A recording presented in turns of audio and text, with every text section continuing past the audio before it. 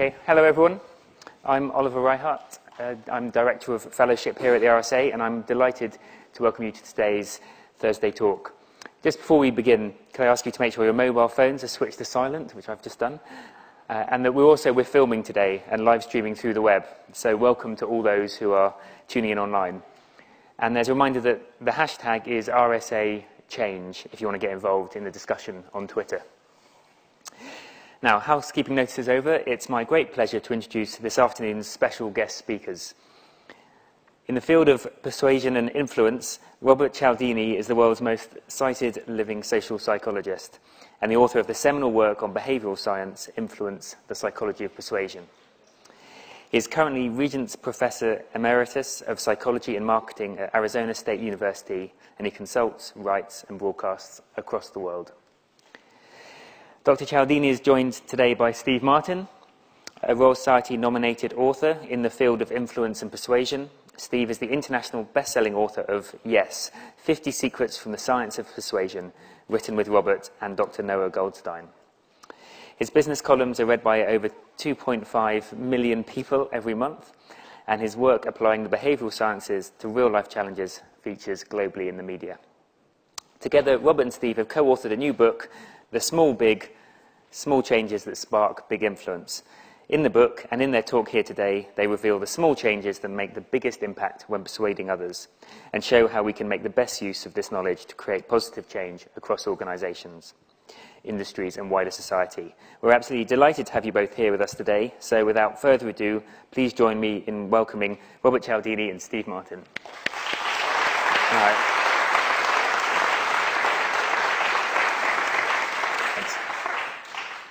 Thank you, Ollie. Very pleased to be here. And of course, as Ollie suggested, we want to be talking about the insights that come from the new book that we've published together called The Small Big. Let me see if we can get a picture of it. Here's how this book took shape.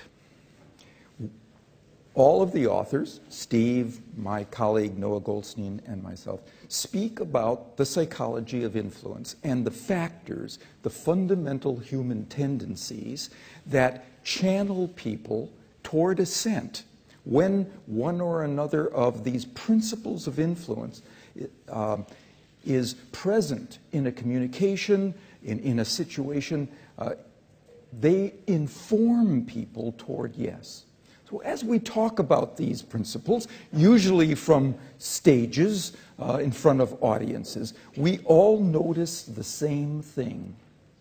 If we ever said to the audience, now, on the basis of some new research or on the basis of existing research, I'm going to tell you something small, something really small, that you can use to commission the power of one or another of these principles in your behalf. The room falls silent. Bodies incline toward the stage, faces lift to us, and pens poise over notepads, readied for that next thing we say. That was our cue. There was something important, something valued in our audience about small changes that they could employ to harness these big tendencies. Right? So, with that, we began to think about why that would be true. What would be so valuable about small changes of that sort? And it seemed to us that there were a few. First of all, remember, we would introduce this by saying, here's what the extant research says is a small change you can. So these are scientifically grounded shifts. They're things that we can be confident, relatively confident. These are reliable procedural shifts we can make that will produce these big changes. Right? Secondly, they don't require very much in terms of effort or resources in order to launch. This is of great value. It's a return on investment model that we've suddenly brought to bear here. Typically, when we think of return on investment, we think about it in financial terms. What's a small financial investment, economic contribution we can make that will produce some outsized outcome, right? Some outsized return. This is something that may be even more important in our hyper-busy, information-dense lives. Small changes that require very little time or effort on our part that launch big changes in the likelihood that people will find our persuasive messages appealing and attractive. Secondly, there's an advantage. So, because there are few costs associated with it, these changes are they are very attractive to those who would initiate programs that included those changes. They don't require a lot of budget in order to do so. Here's a secondary reason. Because they're so small, those people entrusted with implementing the changes are not daunted by them. They can undertake them and they welcome small changes where they may be quite resistant to large scale changes that require that they have to shift the way that they operate. So it has those advantages.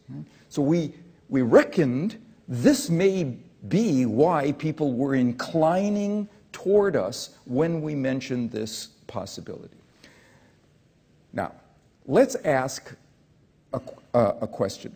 By what mechanism could we expect that a small change would produce a big outcome?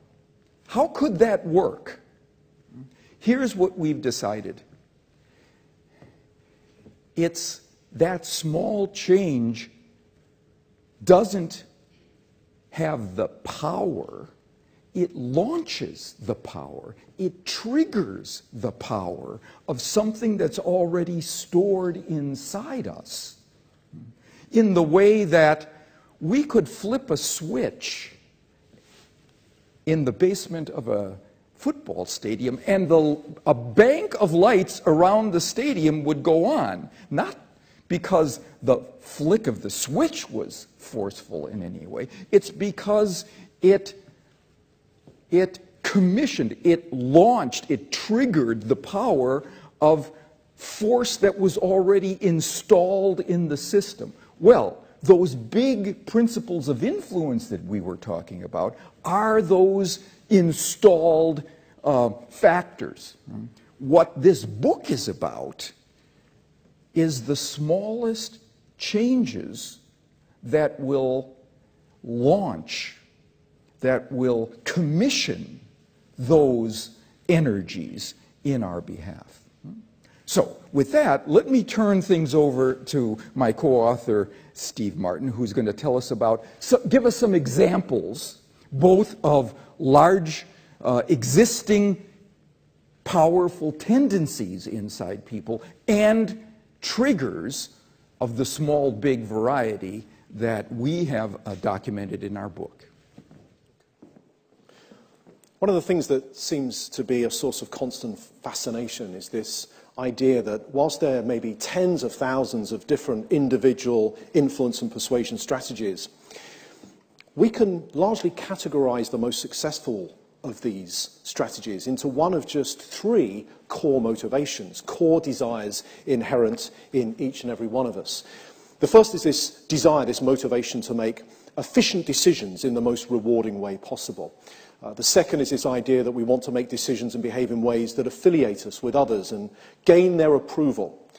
And third, we want to make decisions and behave in ways that position us in the best possible light. I'd like to talk a little bit about each of these motivations in turn, provide an example of a small shift that subsequently does make a big decision. Let's talk about this first, our motivation to make decisions in an as efficient and rewarding way as possible, and talk about a challenge that we all face, I'm sure, in our everyday lives, and this is this idea to set a goal and then importantly persist and remain committed to that goal over time, whether it's making a commitment to increase our performance in our business next quarter, whether it's a goal to save a little bit of extra money towards next year's holiday, or perhaps a goal to lose a little bit of weight so we feel a little bit more healthy. One of the things that we know about goals that are motivating is that they really should have two things inherent in them. The first is that they should be sufficiently realistic to ensure that we reach that goal. That's the effective part of this core motivation. But there's another element that's going to be important insofar as we want to set ourselves goals that are sufficiently challenging, that we gain that sense of accomplishment when we do achieve them. That's the rewarding piece. And the received wisdom to date has been that when we set a goal, we think about a single specific goal and aim for that. Let's say we want to lose 3 pounds of weight per week over a period of time. And it strikes me that that single specific goal doesn't perhaps optimally speak to these two core elements. A single specific goal is typically either realistic or challenging, or oftentimes a compromise between the two, but rarely can a single number goal achieve both these aspects. But what goal can is what we describe as a high-low goal. So, for example, would it be more effective if instead of saying, let's lose 3 pounds of weight a week, we instead said, well, let's lose between 2 and 4 pounds a week and bracket that goal with a high-low number that averages the same as the single goal. And it turns out there's research that shows that this is a pretty effective change, a very small change that leads to a big difference. In these studies here, people in weight loss programs were assigned to either lose 3 pounds of weight per week or 2 to 4 pounds of weight per week. Now, the first thing that is important to recognize here is that when it comes to the specific weight loss each week, it wasn't that much of a difference. Although those that were given the high-low goal typically lost about ½ pound more per week, so over a 10-week period, that's 5 pounds, that's worth having. But what's especially interesting about this small change and why it talks to this motivation is the persistence of that goal over time. Only about a half of people enrolled on the program given that single goal then subsequently enrolled on future programs and weight loss programs. But look at the difference when they are given this high-low goal, this same goal, but with a high and low characteristic.